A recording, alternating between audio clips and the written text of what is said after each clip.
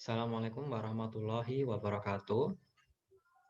Pada kesempatan kali ini saya akan menjelaskan terkait dengan chapter 5 yaitu penilaian surat berharga.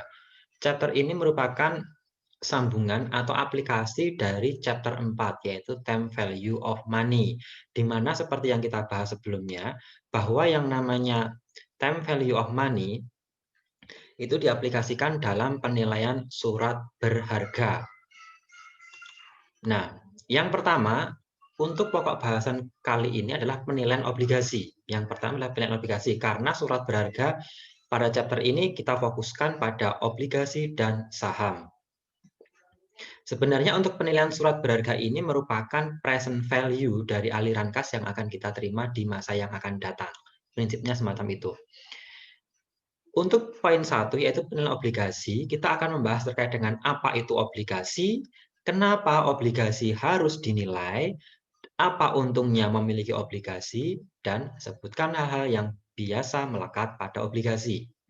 Jika kalian telah membaca materi pada buku kalian, tentu empat hal ini tidaklah sulit untuk dijawab. Kita bahas satu persatu. Apa itu obligasi? Obligasi adalah surat hutang yang dikeluarkan oleh sebuah perusahaan atau negara, atau bisa disebut sebagai surat bukti kepemilikan piutang. Piutang artinya apa? Pihak, orang, lembaga, organisasi yang mengeluarkan obligasi adalah pihak yang berhutang.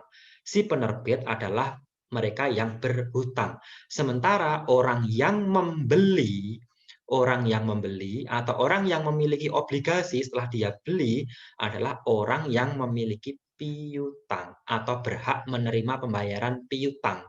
Kalau tadi pihak yang menerbitkan obligasi adalah pihak yang berkewajiban membayar utang, kalau yang pemilik obligasi adalah pihak yang berhak menerima pembayaran utang atau piutang atau berhak akan piutang.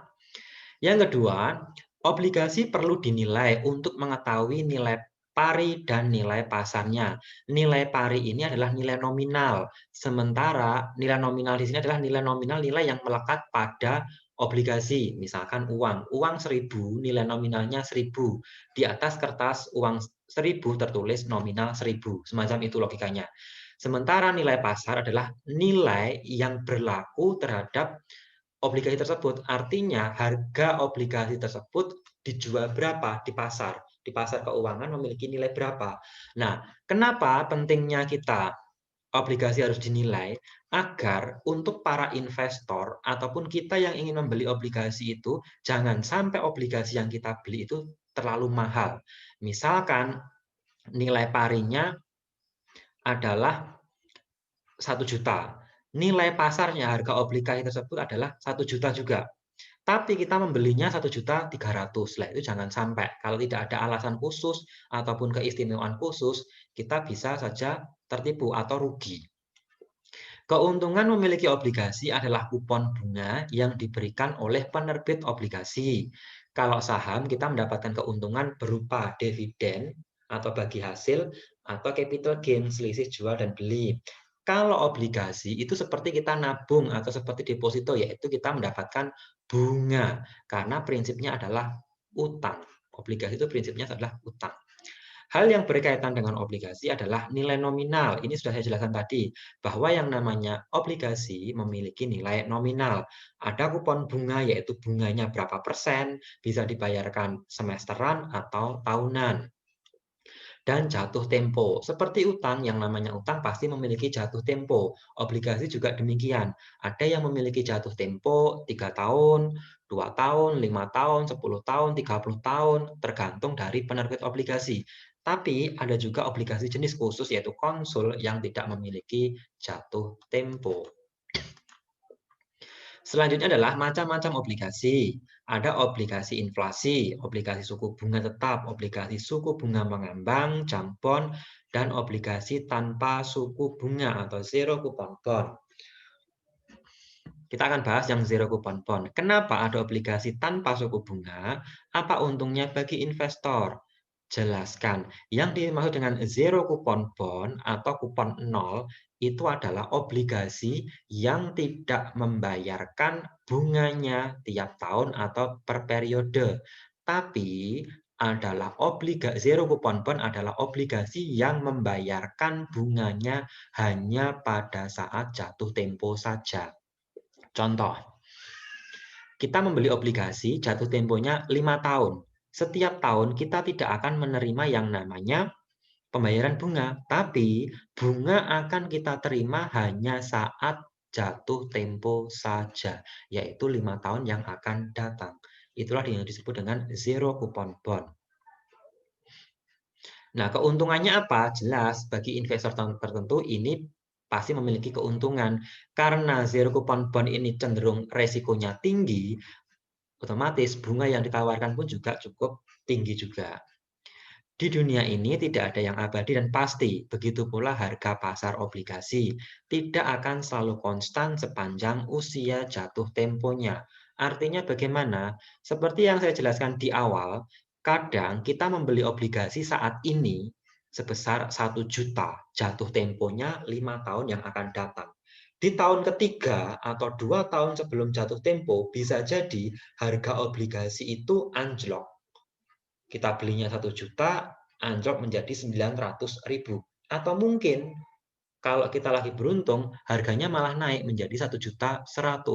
Ada beberapa faktor yang mempengaruhi. Salah satunya contohnya misalkan kondisi ekonomi ataupun kondisi perusahaan yang mengeluarkan obligasi tersebut. Kalau di tahun ketiga ternyata perusahaan yang mengeluarkan obligasi tersebut kinerjanya semakin baik, kinerjanya positif, otomatis harga obligasi tersebut juga akan terdorong naik. Tapi sebaliknya, jika tahun ketiga atau tahun keempat sebelum jatuh tempo, kinerja perusahaan itu buruk atau bahkan terancam bangkrut, otomatis reputasi obligasinya juga akan jatuh. Hal inilah yang akan mempengaruhi harga pasar obligasi. Hal apa saja yang membuat ketidakpastian tersebut? Ini sudah saya jelaskan tadi dan bisa dibuka di halaman 115. Faktor tingkat keuntungan aset bebas risiko dan premi risiko. Nanti dalam formula kalian akan menemukan istilah keuntungan aset bebas risiko dan premi risiko. Nah, faktornya apa saja?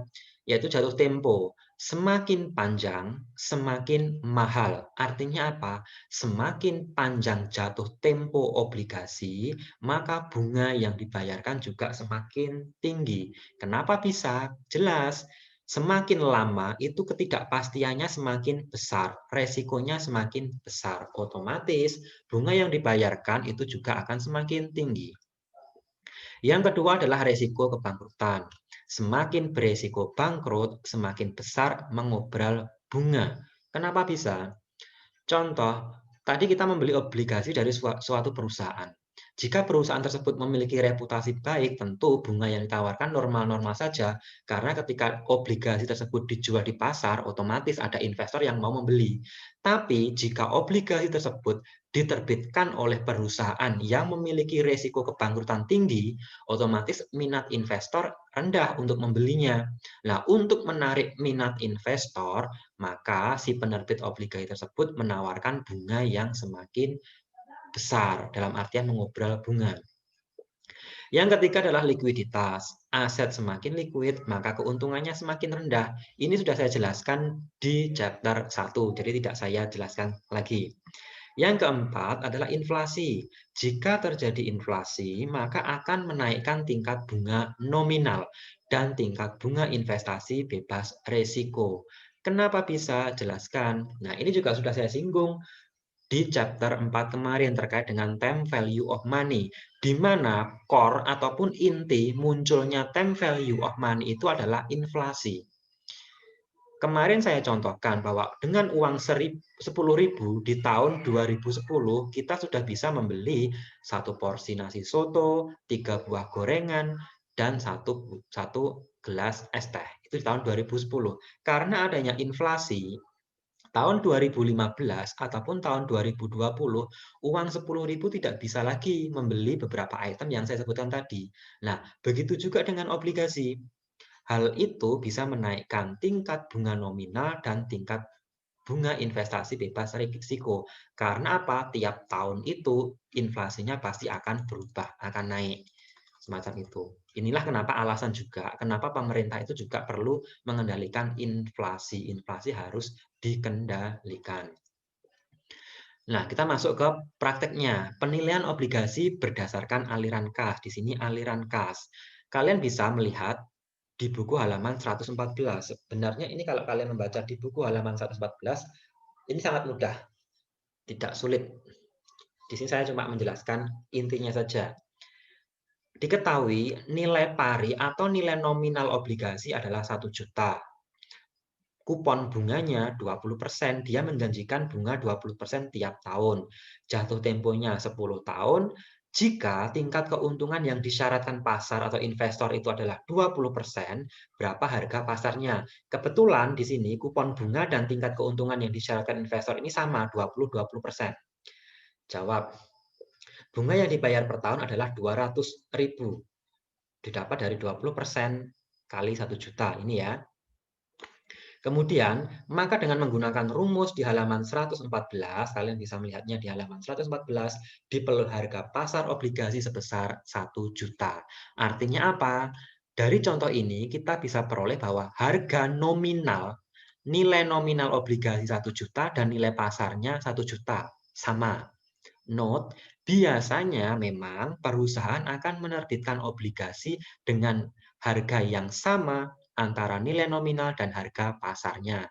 Di sini ada kata biasanya, artinya tidak mutlak.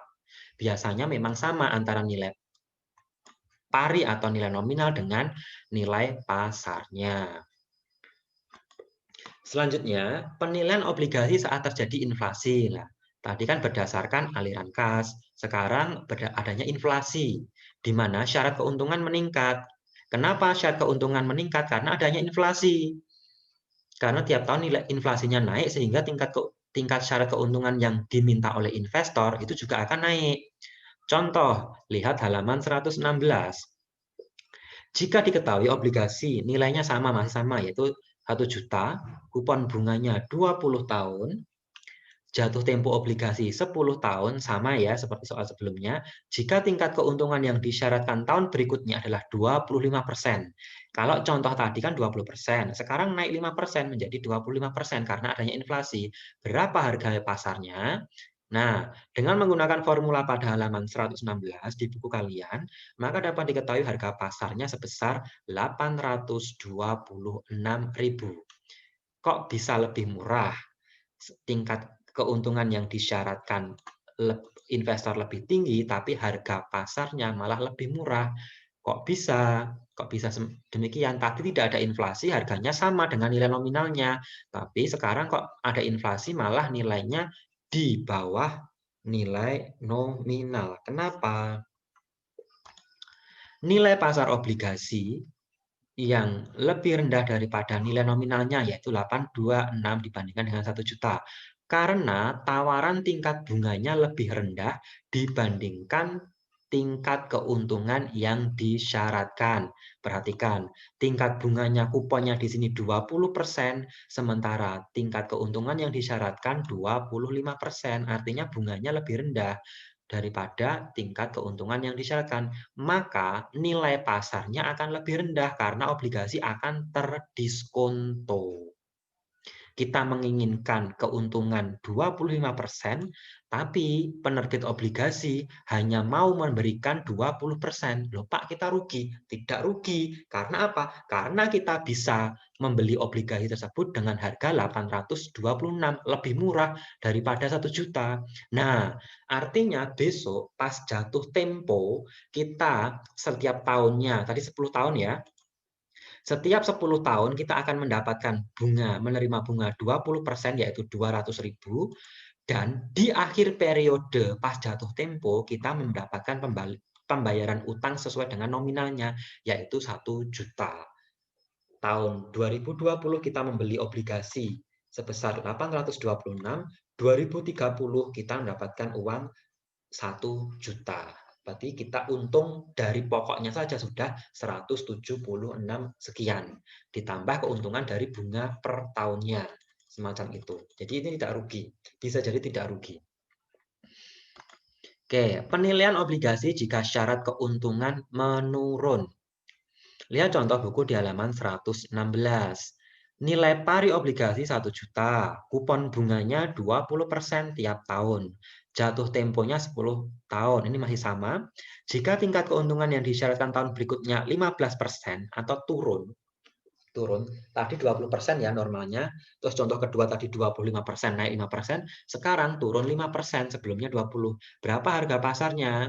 Dengan menggunakan formula pada halaman 116, maka dapat diketahui harga pasarnya menjadi 1.200.000 sekian.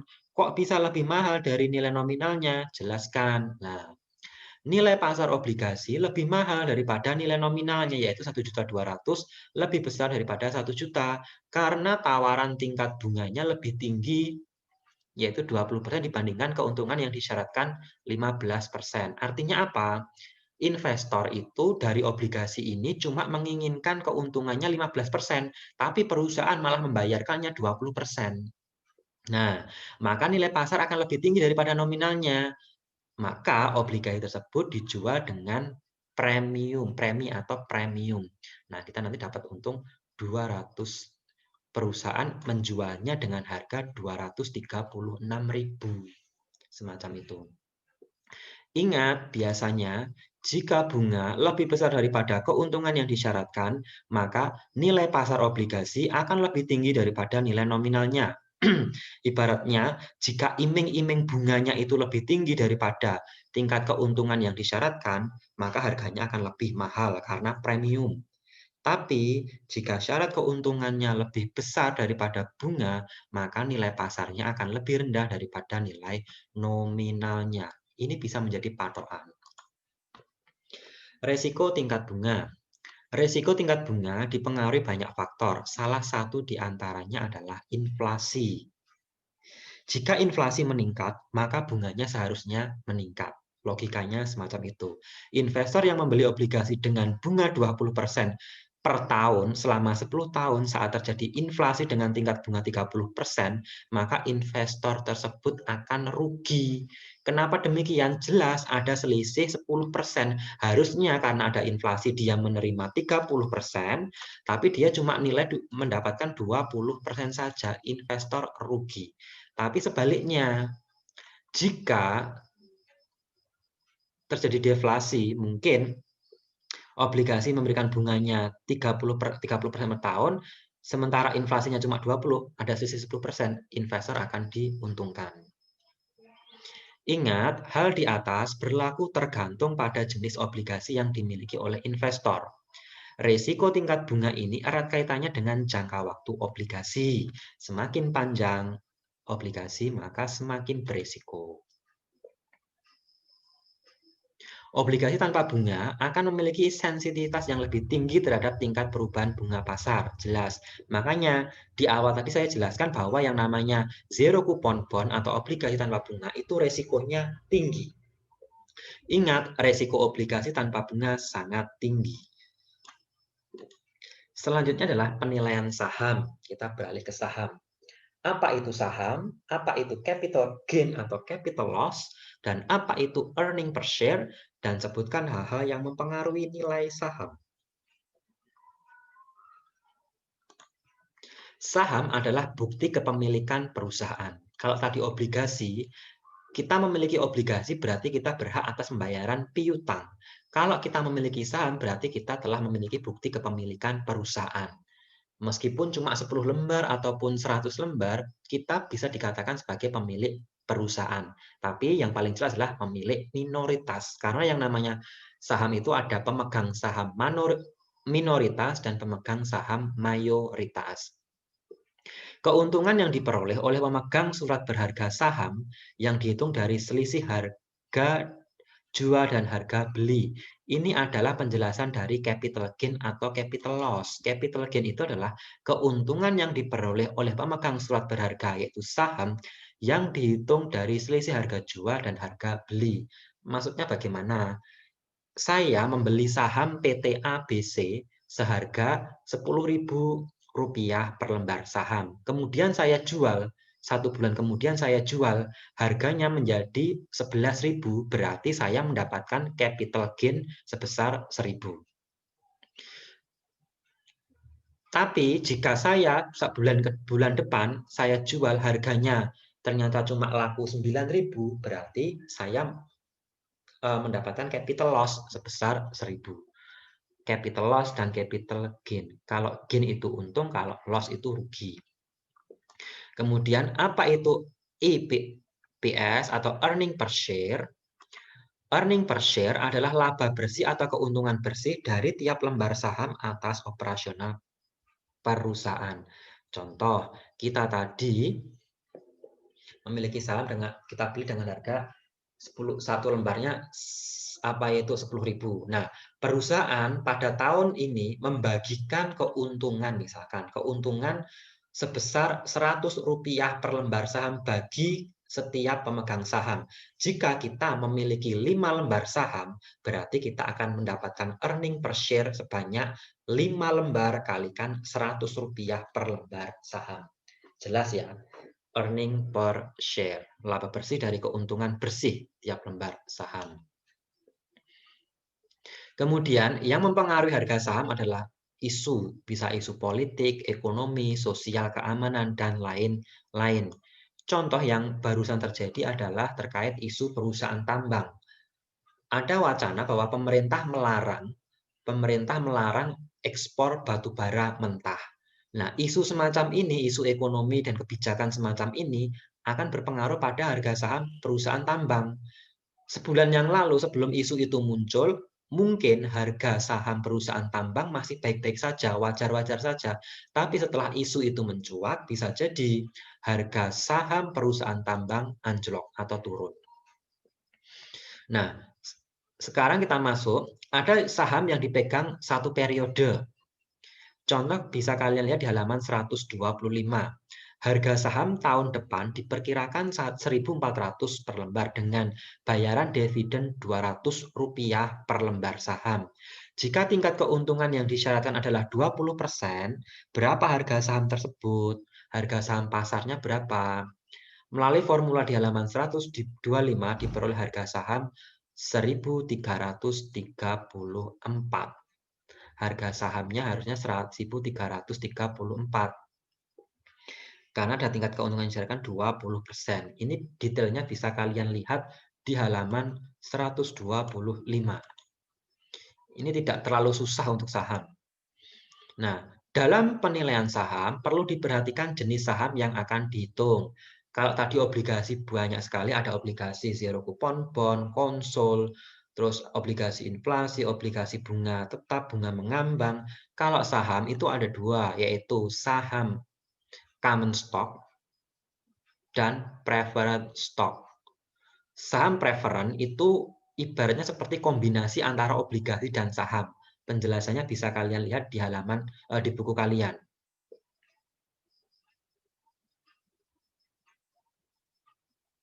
Karakteristik perhitungan dividen saham preferred sama dengan obligasi. Jika terjadi gagal bayar, pemegang saham tidak berhak membangkrutkan perusahaan. Lah, ini adalah saham preferred. Jadi saya jelaskan, ada yang namanya common stock, ada juga yang namanya saham preferred. Prefer artinya dipilih atau diutamakan. Common stock atau saham biasa itu ya seperti saham yang kita amati secara umum. Misalkan perusahaan membagikan dividen 1 miliar dari keuntungannya. Nah, dari 1 miliar itu setiap lembar sahamnya akan mendapatkan keuntungan Rp500. Kalau kita memiliki saham common stock itu sebanyak 5 lembar, berarti tinggal dikalikan saja 5 lembar dikalikan Rp500 per lembar saham, yaitu 2.500. Berarti dividen yang akan kita terima 2.500. Kalau common stock itu kita memiliki hak suara di RUPS. Keuntungannya common stock adalah kita memiliki hak suara di RUPS atau Rapat Umum Pemegang Saham.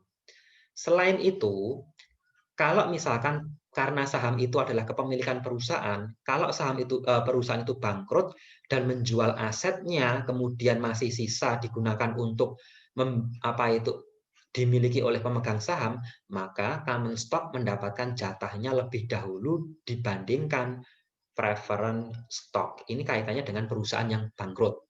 Nah, kalau saham preference, dalam penilaian saham perlu diperhatikan jenis saham yang akan dihitung, sama halnya dengan obligasi. Saham preference itu mendapatkan keuntungannya hampir sama seperti obligasi. Obligasi kan dengan kupon bunga. Nah, saham preference juga demikian. Mereka mendapatkan dividen sesuai dengan yang dijanjikan, sudah dijanjikan terlebih dahulu. Kamu akan dapat sekian, sekian, dan pembayaran pembayaran dividennya akan diutamakan terlebih dahulu dibandingkan pemegang saham biasa atau common stock.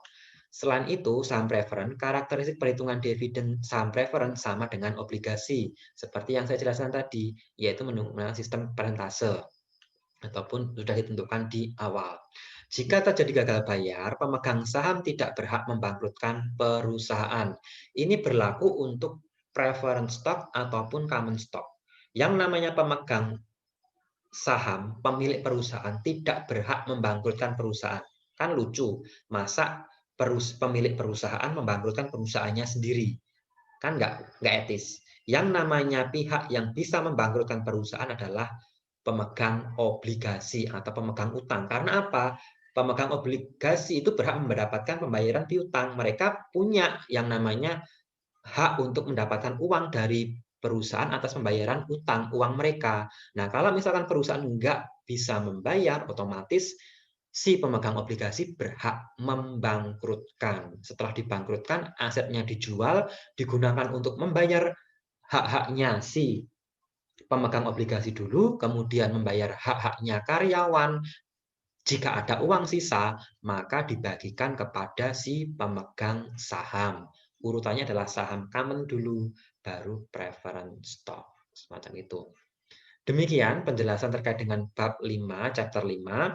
Jika ada pertanyaan nanti bisa disampaikan di grup WhatsApp. Kurang lebihnya mohon maaf. Assalamualaikum warahmatullahi wabarakatuh.